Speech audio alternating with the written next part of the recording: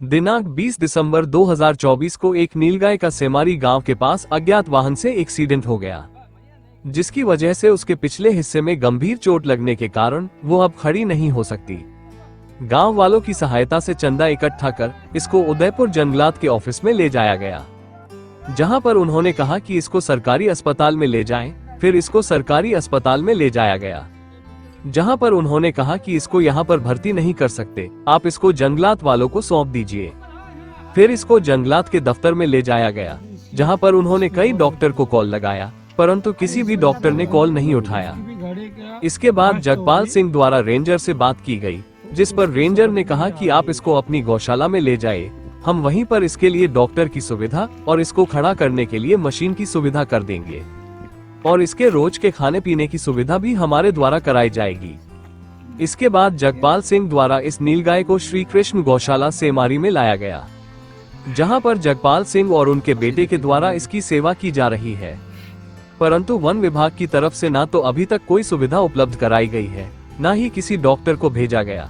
सूचना पर उदयपुर से एनिमल प्रोटेक्शन सोसाइटी की माला मट्ठा ने इसका संज्ञान लिया है। उन्होंने बताया कि आज इसको पूरे 27 दिन हो चुके हैं। अगर इसी तरह से लापरवाही चलती रही तो यह नीलगाय और इसके पेट में पल रहा बच्चा दोनों ही तड़प तड़प कर मर जाएंगे।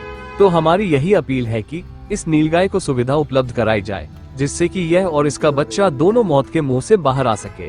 राधे राधे, मेरा नाम राजा शेरावत है और मेरे पिताजी का नाम जगपाल जी है।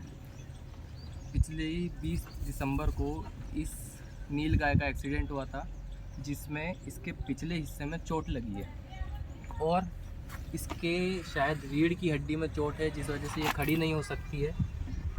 इसको हम गांव से चंदा करके उदयपुर भी ले गए, जहां पर वन विभाग वालों ने बोला कि इसको हॉस्पिटल ले जाया गया, सरकारी हॉस्पिटल ले जाया, वहां भी ले जाया गया।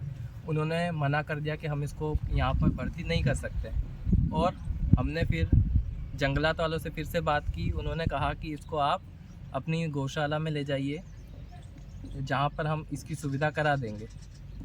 तो जगपाल सिंह जी द्वारा श्री कृष्ण गौशाला सेमारी में इसको लाया गया और यहाँ पे पिछली 27 दिन से इसकी सेवा की जा रही है, जिसमें जंगलात वालों ने केवल 5,000 रुपये दिए हैं कि इसको खाना पीना कराया जाए, परंतु 5,000 में लगभग 6 से 7 दिन ही इसका भोजन किया जा सकता था।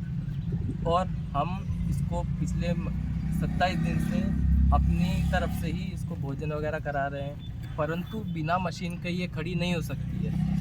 अब हमने इसका नाम बुलबुल रखा है, ये हमको इतना पहचानने लग गई है कि ये हमको चाटती भी है और पास में भी बैठी रहती है, परंतु बिना सुविधा के हम इसको खड़ा नहीं कर सकते हैं। और इसके पेट में बच्चा भी है, ये 2 जान है। अगर ये इसी तरीके से पड़ी रही तो हम इसको नहीं बचा सकते हैं। तो हमारी वन विभाग से यही विनती है कि हमको सुविधा उपलब्ध कराई जाए, या फिर कुछ ऐसा डॉक्टर की सुविधा उपलब्ध कराई जाए, मशीन की सुविधा उपलब्ध कराई जाए, जिससे हम इन दोनों माँ बेटों को मौत से बचा सकें। धन्यवाद।